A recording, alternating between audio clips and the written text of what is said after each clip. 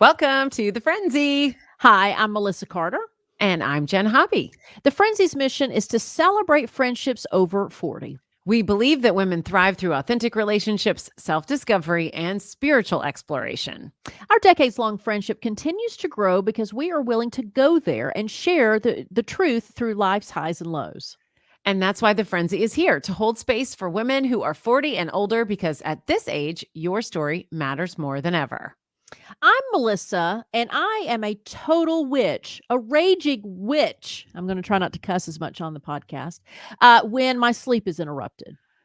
I mean, Yeah. it is not, I mean, it's not nice. I mean, I am the worst. It's had detrimental effects on my past relationships.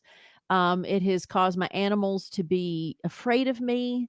It has caused my son to be a deer in headlights. I don't know what it is. I know what it is. I'm a light sleeper. It takes me at least 20 minutes to go to Really? sleep. And if you wake me up, I'm up. Like I don't it's not easy for me to fall asleep. So if I'm in a deep sleep and you wake me up for a reason that is unnecessary, I will full rage witch on you. Absolutely. Honey. I will. Well, Oh. I'm going to try to offer a bright side of that is that at least you're self-aware about it, right? At this age, we become But more nobody else is. self-aware. Nobody else cares. Nobody else is self-aware. I'm sorry, go ahead. I'm I just want to be sorry. respected for. I just want to be respected for. Now, the latest incident has to do with a canine, so that's not Yes, not a kid my or dog Gigi. anybody interrupting Yes. your sleep, but No, she oh, has, and she got the full rage. Like I feel guilty. I feel bad after it's over with. Once the adrenaline's gone, I feel awful because it yeah. is abusive. It is abusive. It's verbally abusive, and I yell. Okay, so I mean, I'm telling you, it's not attractive at all, but It's it's the okay truth. though. It's okay, and it's okay for you to admit that, and I'm proud of you, because we have to acknowledge those ugly sides of ourselves, and you know this. Now, Yes, is there anything you can do, or does she have to sleep in the room with you? Gigi. she has to sleep in the room with me. Bless her heart. Okay. She's my dog is an elder dog. She's blind. She's deaf. She can barely walk. And but the problem is sometimes when she walks and she falls over herself, she needs help getting up. And in the middle of the night, I'm just going to tell the truth. Because we've talked in the Mm. past about me having cats. Dogs like to go and explore cat boxes because they want to. Dogs eat cat poop. Oh, Okay, gross. that's very gross, but it's the truth. Ew. And so my cats tend to be night poopers. And so my dog decides that she's going to go explore. Well, she's old and she falls over herself and then she yelps for me to pick her up. So I have to tell her, Gigi, just lay down and go to sleep. Don't go after the dog poop or cat poop rather. But she will then get up and do it again. She will interrupt me in the middle of the night yelping because she fell while trying to go eat poop. Eat the cat poop. Oh, And honey, I you needed full a break. You need a on break from the zoo. I full on raged on The her. Carter Zoo is keeping you I up at swear. night. I swear.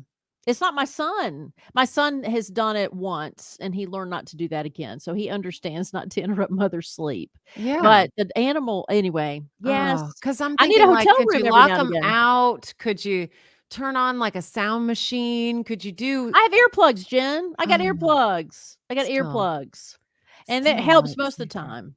But the yelping, but yeah, that's the thing. It's like it's one thing for her to fall and can't get up. I mean, I'm compassionate about that. But it's when she's doing it for a reason that Drives you crazy.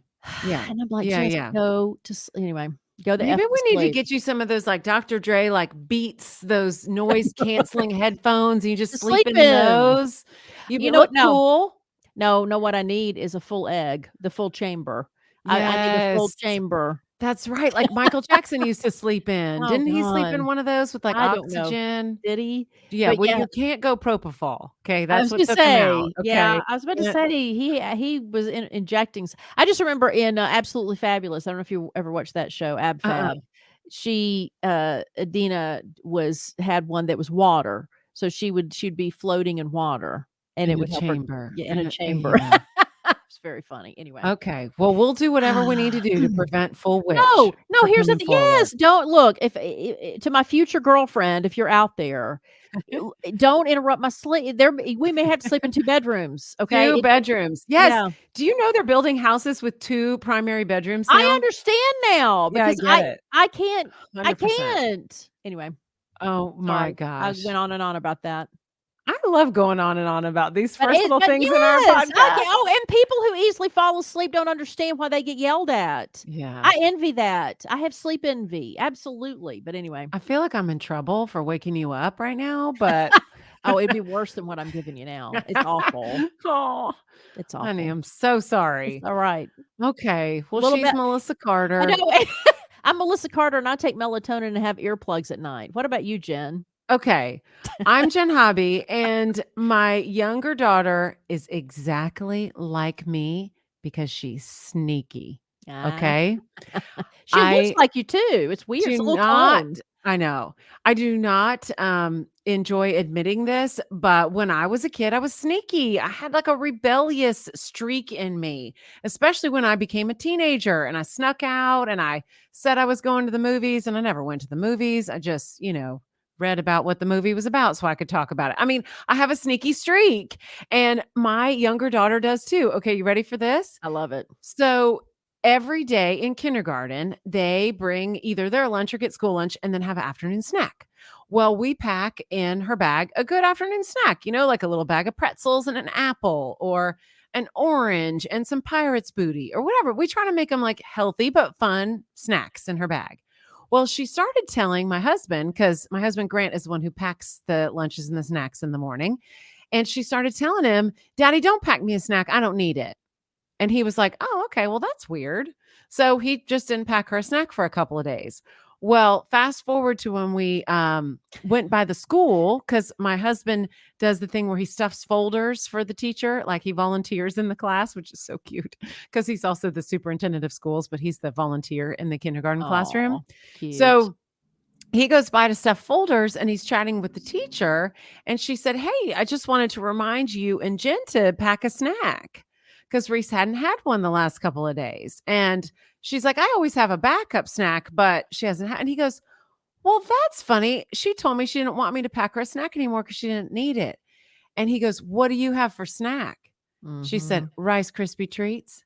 And he was like, Oh.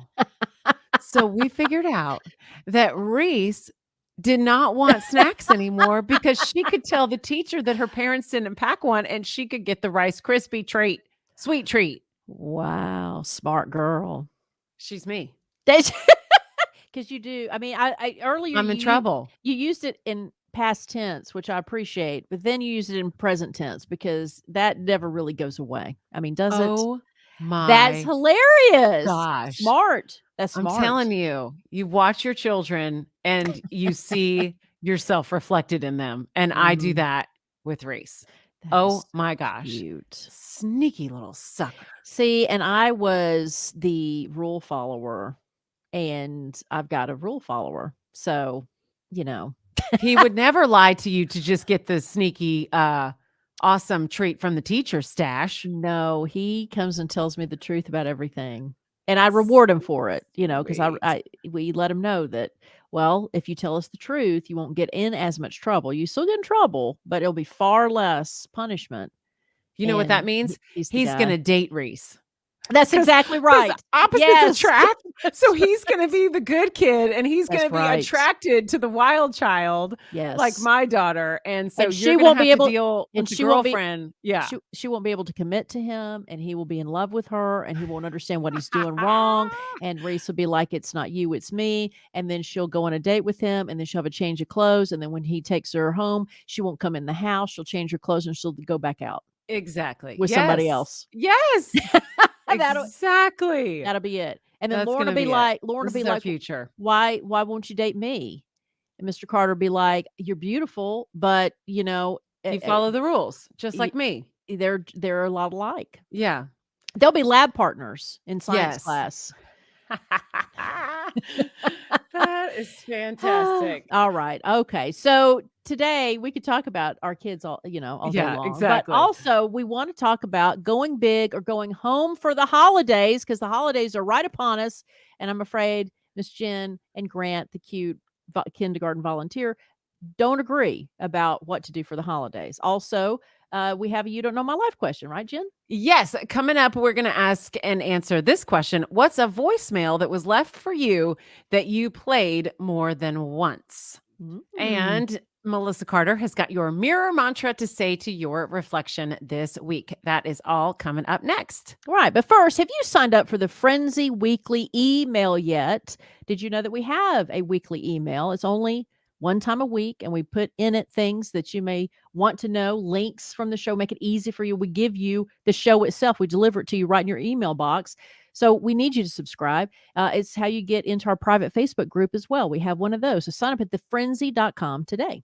And we want to give a shout out to our friends who have already signed up for the Frenzy Weekly email: Jennifer Flatley, Leah Carwile, and Cindy Stoffer. Thank you so much for being a part of the Frenzy tribe. We appreciate it. All right, Jen, we're about to dive into the story about the holidays and what to do with it here in just a minute. But first, let's thank our sponsors. Kiki pajamas. I'm going to say it as loud as I can because I have workers next door that don't care about how loud they are for me. Kiki pajamas. Use the code Friendzy for a 10% discount. Lifeline screening.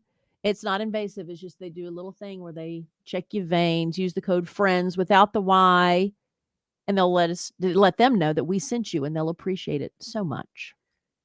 Can I tell you a quick story about your singing? Yes.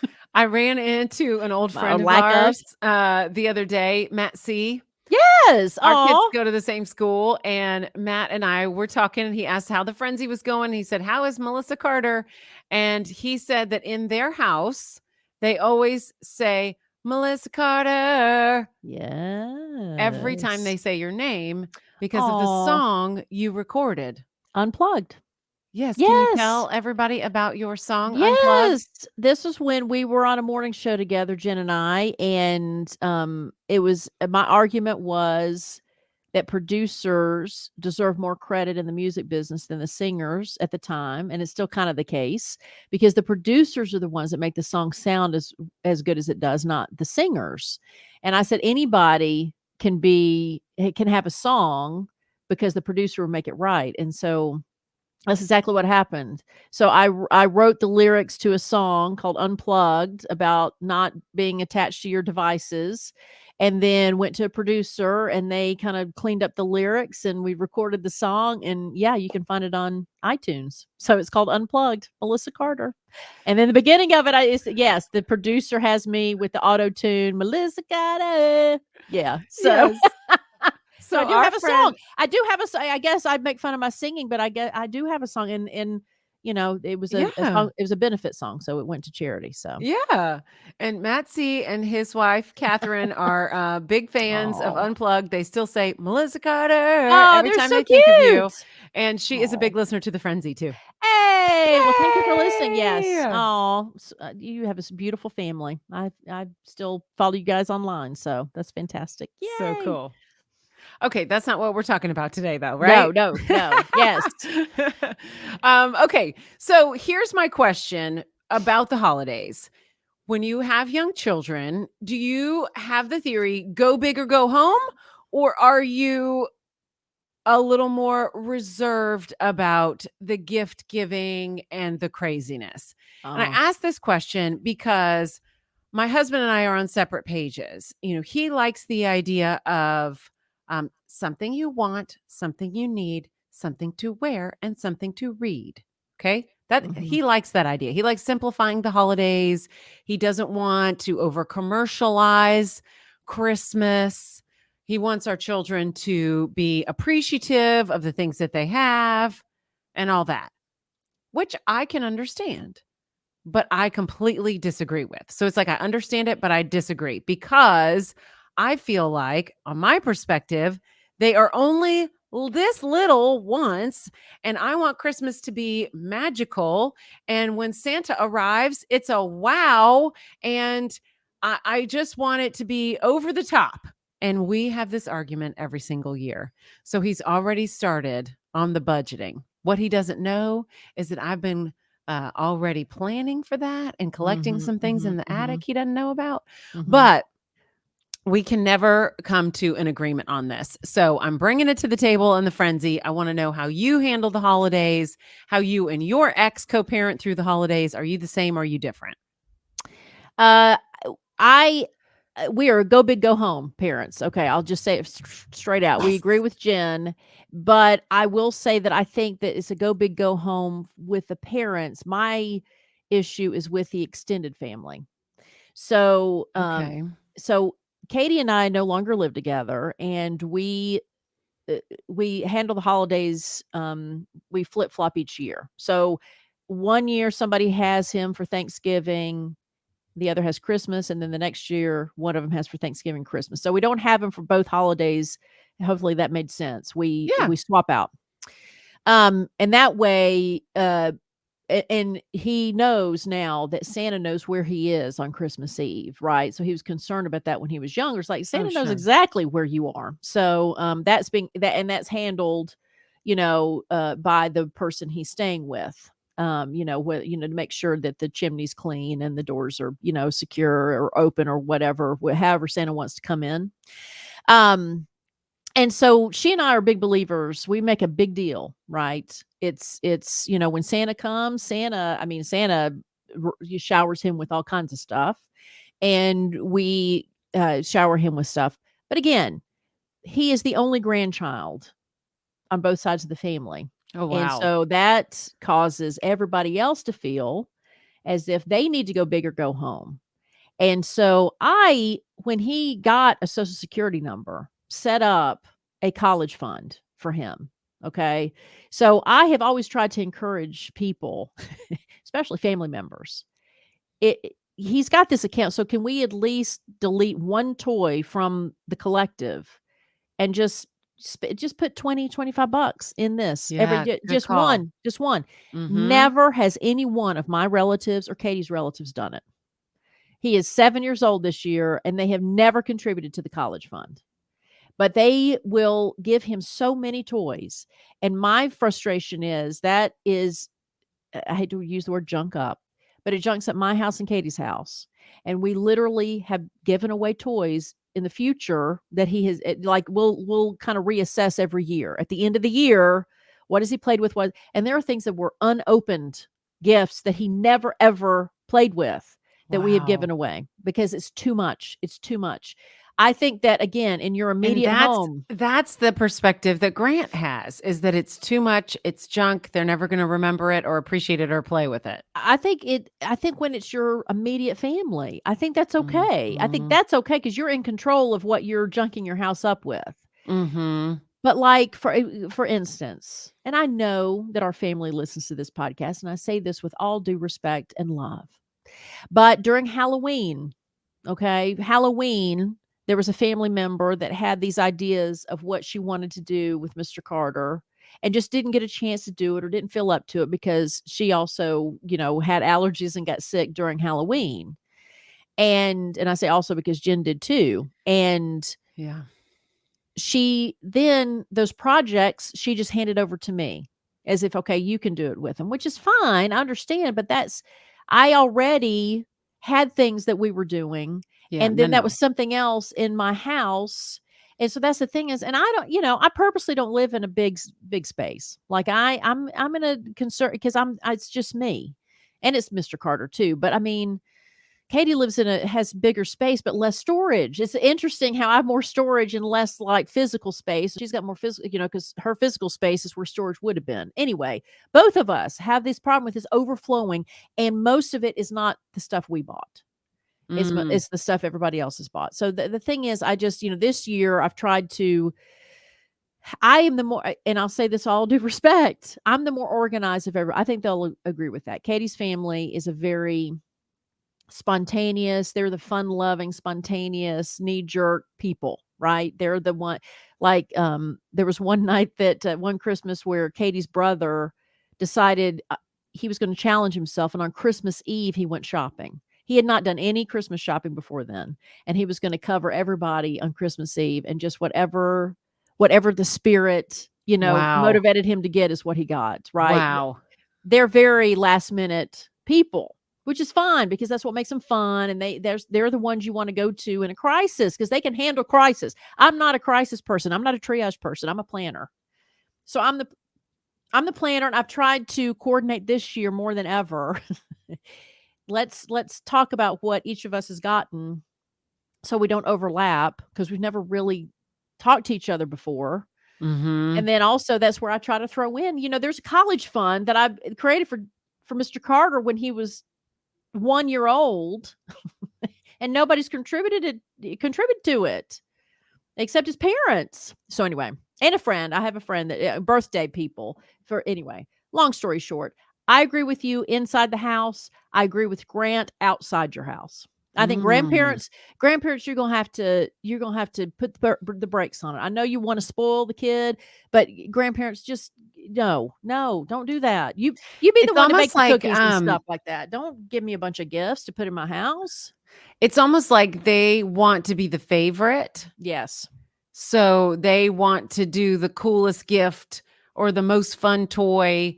I can see that kind of happening in our house too, but there's a lot of grandkids to spread out that attention. So I think that's hmm, probably why it's a little bit different in our family yeah, because, Lauren and Reese on my side, my parents have 3 kids that live in California that they can spoil and my daughters, right?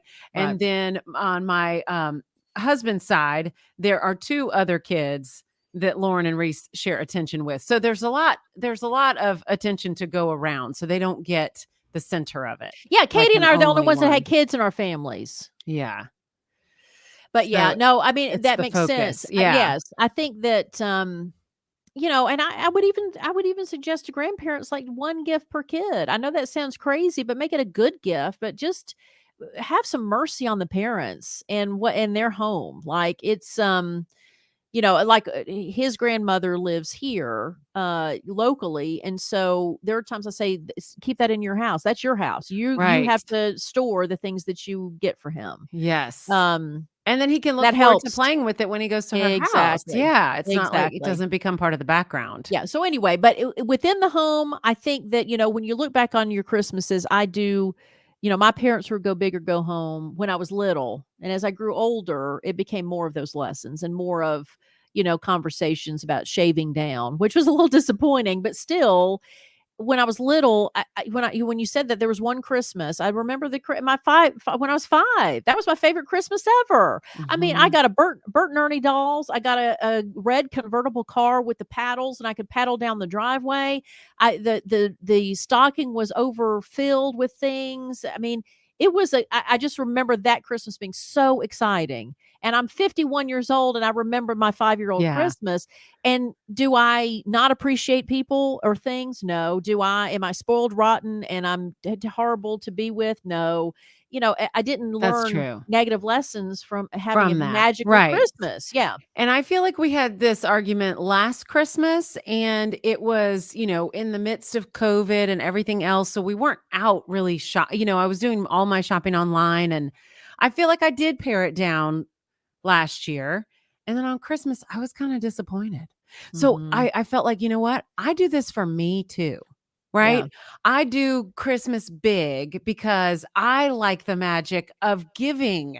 Right. I enjoy it. Yeah. So, and it doesn't mean big means you have to spend tons and tons, but I like there to be, I don't know, just wow items and I don't know, something about it is so fun for me. So it's like by paring it down, he's not only like taking away potentially like some of their magic, but it's my magic, you know? Right. And I Well, know that yeah. they'll get older and their toys will become more expensive and smaller, right? So as our girls grow up, they're going to want phones and they're going to want tablets and they're going to want things that are expensive and then they will only get one thing, right? Or they will only get a couple But things here's an if idea. it's a very expensive thing. But for Right. now, while they're little and they still want toys and they still want stuffed animals, I want to get the biggest stuffed animal I can find.